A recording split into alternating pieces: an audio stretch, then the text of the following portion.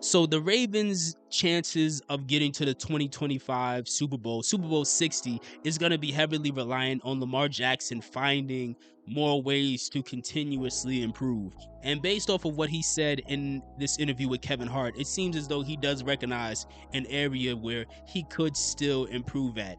So for the people that don't know, Kevin Hart, the comedian, he has a podcast called the Coldest Balls podcast, where he basically sits down in like an ice bath and talks to these different athletes about whatever they want to talk about. In the case of Lamar Jackson, they talked about Lamar's journey up until this point. So they talked about things that you would expect them to talk about: his journey playing, when he realized he wanted to play football, him having that viral clip where he did the step back move back on that went viral on Vine, which is still crazy to think that I remember when that clip went viral on Vine. So to think that that guy ended up becoming the quarterback for the Ravens, like, that still blows my mind. But he also talked about why he chose Louisville and the fact that at Louisville he would have a better chance of being able to play during his freshman year, which he did.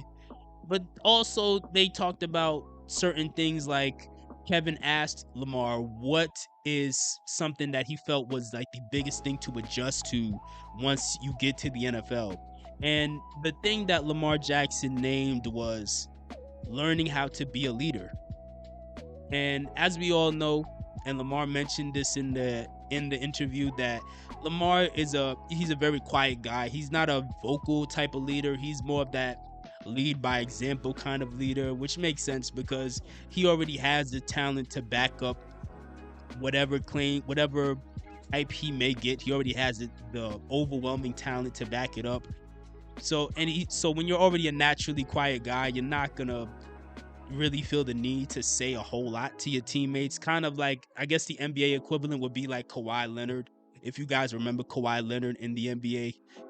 So, which makes sense that he's starting to understand this, because now Lamar's at a point, and he mentioned this even a few weeks ago in his press conference during OTAs, that he's trying to go out of his way to be more vocal, and now he's like going out of his way to like introduce himself to the rookies that are coming in and trying to really get them comfortable, because he recognizes that now that he's going into his 8th year, he's no longer like that young guy that is catching the league off guard and taking the league by storm. He's like a well-established veteran who's the best quarterback in football, who's constantly in the MVP conversation. Many of these rookies, we're now at a point where the rookies coming in are guys who have literally grown up watching Lamar Jackson from the time he was at Louisville all the way up until right now. So he's trying to be more of that, fit more into that sort of veteran presence, which I definitely respect. You can see signs of him already headed in this direction over the past like year or two. Like, for example, you think about last season, there was a game, I believe it was against the Buffalo Bills, where there was a point where one of our offensive linemen, I think it was Falele, it probably was Falele, to be honest with you. Falele, somebody on the offensive line messed up. Lamar got sacked. We had to punt the ball away or whatever.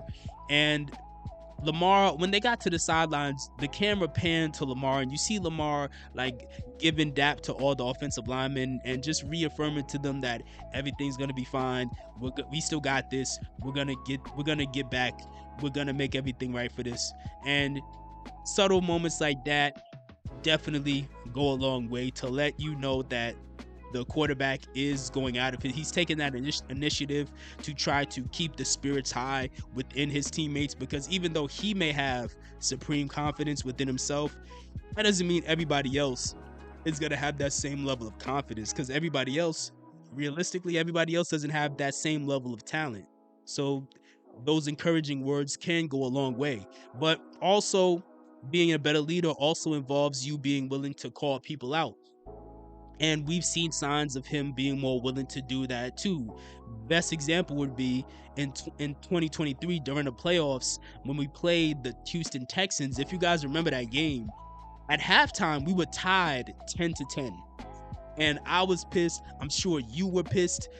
The whole Ravens flock was pissed, because at that point, mind you, this Texan team, this was like CJ Stroud when he had that crazy rookie season. and he's taking the lead by storm. They overachieved already. And now we're sitting there at halftime, and it's like, don't tell me we're about to sell out. Don't tell me we about to fold again.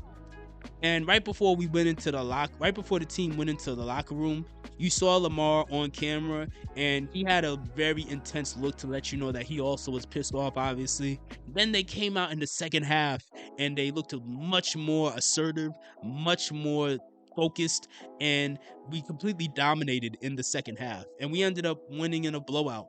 And Patrick Queen, after the game, he talked about what happened, and he says that Lamar, during halftime, he took over the meeting at halftime and literally just started cursing everybody out and telling everybody that they really need to get it together. And when PQ said that, I do believe him, because you see the dramatic difference in demeanor with how the demeanor the team had in the first half compared to the second half.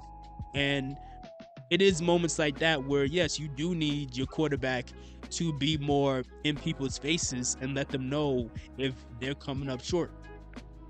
Another area where somebody can show good leadership is being willing to go above and beyond to stand up and defend and protect the guys around him. So you see what happened with the Mark Andrews situation. We all know what happened with the Mark Andrews situation. Obviously, Mark Andrews in the playoff game against Buffalo, he essentially had his worst game of his career.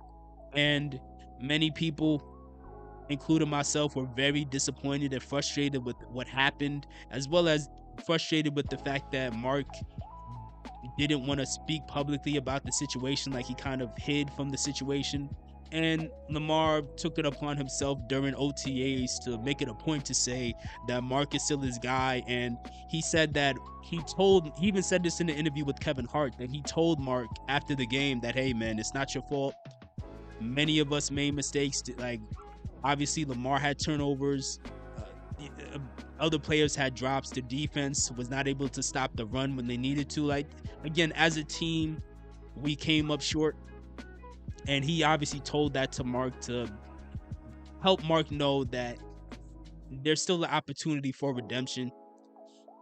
We'll see how that plays out as far as the tight end situation, because, we still do have Isaiah Likely. So I'm interested to see how they split up the snaps.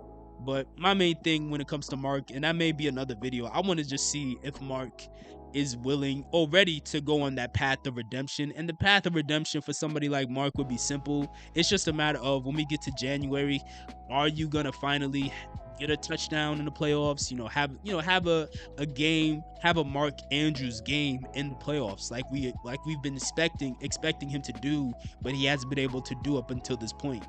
I think that alone would help him, even if he doesn't have like a crazy season from a stat standpoint, because who knows, they may give Isaiah like a lot of snaps this year. So we'll see how that works out. But either way, let me know, do you guys think that Lamar Jackson is going to take that next step this year and be a more vocal leader to help everybody lock in and focus on Super Bowl 60 in Santa Clara? Or do you think that Lamar would be better off just continuing to just lead by example?